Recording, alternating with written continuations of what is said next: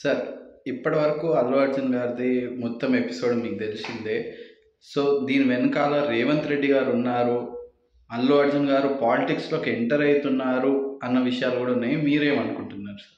అయితే ఇప్పటిదాకా కూడా అల్లు అర్జున్ రాజకీయాల్లోకి వస్తాడు అంటే పుష్ప 2 అనేది మెగా బ్లాక్ బస్టర్ అవటం, ఇదంతా కూడా నేషనల్ వైడ్గా అతను ఇది కావటం, దీంతో మొత్తం కూడా పాలిటిక్స్లోకి వస్తున్నాడు అనే ఒక రూమర్ నడిచింది. అయితే దాన్ని అల్లు అర్జున్ టీం అయితే ఖండించింది.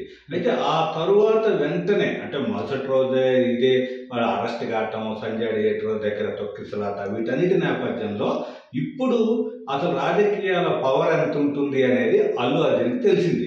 కాబట్టి ఇప్పుడు ఏమన్నా వస్తాడా, వచ్చే ఆలోచన ఉంటుందా అనేది అయితే ఇప్పుడు అనుమానాలు ఉన్నాయి. ఎందుకంటే ఇప్పటిదాకా కూడా ఒక మెగా కుటుంబానికి అల్లు కుటుంబానికి గొడవలు, వీటి వల్ల రాజకీయంగా కొంత గ్యాప్ వచ్చింది.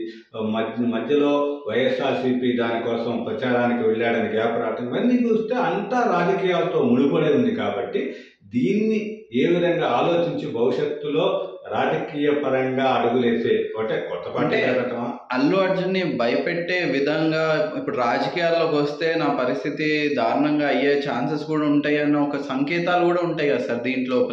మరి దాన్ని ఎదుర్కోగలుగుతారంటారా? అయితే ఇక్కడ అల్లు అర్జున్ అంటే ఇప్పుడు ఎదుగుదల స్టేజ్లో ఉన్నాడు, నేషనల్ స్టార్ అయ్యాడు, ఇంకా కూడా పాన్ ఇండియా స్టార్గా ఎదిగేస్తున్నాడు. అంటే ఈ కెరియర్ కూడా అతనికి ముఖ్యం కాబట్టి ముఖ్యంగా రాజకీయాలకి తాను దూరంగా ఉంటాను అనేది అయితేనే చెప్పుకొస్తున్నాడు. కానీ ఇప్పుడు అరెస్టు తర్వాత పరిస్థితుల్లో కొన్ని పార్టీలు అల్లు అర్జున్ని తన వైపుకు తిప్పుకునే ప్రయత్నం చేస్తున్నాయి. అటు బీఆర్ఎస్ కానీ బీజేపీ కానీ ఈ అరెస్ట్ని ఖండించడం, వీళ్ళని ఎందుకు అరెస్ట్ చేశారంటాం మిగతాది. దీంతో కాంగ్రెస్ కొంత డిఫెన్స్లో పడింది. రేవంత్ రెడ్డి కూడా తీవ్రమైన వ్యాఖ్యలే చేశాడు. ఎందుకంటే అసలు చనిపోయిన మనిషి బాధిత కుటుంబాన్ని ఎవరు పట్టించుకోవట్లేదు, దీని గురించి అల్లు అర్జున్ గొప్పవాడా అన్న రీతిలోనే రేవంత్ రెడ్డి కూడా మాట్లాడటం జరిగింది. కాంగ్రెస్ వాళ్ళ రియాక్షన్ కూడా అట్లే ఉంది. కాబట్టి ఈ స్టెప్పు కానీ మళ్ళీ రాజకీయాలకు వేయటానికి అవకాశాలు అయితే ఉంటాయి. ఇంకేదైనా పార్టీలో చేరటమా లేకపోతే ఇదే అవకాశం అయితే భవిష్యత్తులో ఉండే అవకాశం అయితే ఉంటుంది. ఏసీపీ ఆఫీస్కి అల్లు అర్జున్ గారు వస్తున్నారు, సంధ్యా థియేటర్ తరఫు నుంచి మేము రిప్రజెంటేషన్ ఇచ్చినాము, గవర్నమెంట్కి ఆల్రెడీ ఇన్ఫర్మేషన్ ఉంది అండ్ గవర్నమెంటే పర్మిషన్ ఇచ్చింది బెనిఫిట్ షో నడిపించుకోవడానికి, అన్ని ఇన్ఫర్మేషన్స్ అయితే పర్మిషన్లు వాళ్ళ దగ్గర నుంచే ఉన్నాయా అంటున్నారు. ఇప్పుడు గవర్నమెంట్ మీద ఎక్కడ నెగిటివ్ వస్తుందో అని చెప్పేసి కూడా అల్లు అర్జున్ని అరెస్ట్ చేసిండ్రు అన్న వాదనలు కూడా ఉన్నాయి సార్, దానికి ఏమంటారు?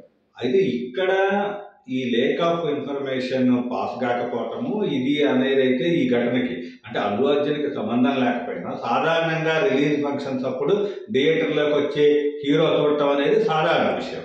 అయితే దాన్ని అక్కడ తొక్కిసలాట జరుగుతుంది. ఇదంతా కూడా పోలీసులు ముందు జాగ్రత్త చర్యలు అంటే ఒక నేషనల్ వైడ్ స్టార్ తర్వాత పుష్ప 2 ఒక పుష్ప 1 రేంజ్ అయ్యాక పుష్ప 2 రిలీజ్ అయ్యే నాడు తప్పనిసరిగా పోలీసుల భద్రత అన్ని చోట్ల ఉండాలి. కానీ అది పోలీసుల వైఫల్యం అనేది అయితే కరెక్ట్ తెలుస్తూనే ఉంది. అయితే అక్కడ అల్లు అర్జున్ని కానీ హీరోయిన్ కానీ అక్కడికి రానివ్వద్దు అని వాళ్ళు ముందుగానే ఒక లెటర్ సంజయ్ థియేటర్ ఓనర్స్కి ఇచ్చారు. అయితే ఆ విషయాన్ని వాళ్ళు సంజయ్ థియేటర్ ఓనర్స్ దాచిపెట్టడం రావటం అనేది అయితే ఇప్పుడు ఆ ఇష్యూకి ప్రధాన అంశంగా మారింది. అదే అంటే ఇప్పుడు అట్లా రావద్దు అనడం కరెక్టే అంటారా సార్? ఇప్పుడు ఒక అభిమాని వాళ్ళ గురించి ప్రొటెక్షన్ అంటే గవర్నమెంట్ వైఫల్యం ఉందంటారా? ఇక్కడ రావద్దు అనడం అంటే మేము హ్యాండిల్ చేయలేము అని ఒప్పుకున్నట్టే అంటారు కదా. అది తప్పకుండా అంటే ఇక్కడ ముందు జాగ్రత్త చర్యగా ఇంత హోప్ అంటే హైప్ వచ్చిన సినిమా కాబట్టి అక్కడ మరీ అభిమానులు వచ్చేస్తారు. కాబట్టి అది తొక్కిసలాట జరిగే అవకాశం ఉంటుంది. ఇలాంటివన్నీ కూడా ముందు జాగ్రత్తగా పోలీసు చర్యల్లో భాగమే. అయితే దాన్ని పోలీసులు ఇంకా కరెక్ట్గా పాస్ చేసి ఉండాల్సింది. ఏదో లెటర్ పంపాము అని కాకుండా వాడు వస్తాడు అనేది ముందు ఇండికేషన్స్ ఉండబట్టే కదా వాడు రావద్దు అన్నది. కాబట్టి భద్రతని పెంచకపోవటము, భద్రత లేకపోవటము, తర్వాత ఘటన జరిగిన తర్వాత ఏం చేయాలి అని తడబట్టడం, ఇదంతా చూస్తే పోలీసుల ముందు జాగ్రత్త లేకపోవటము అనేది అయితే తప్పనిసరిగా కూడా చెప్పొచ్చు దాన్ని. Okay sir, thank you.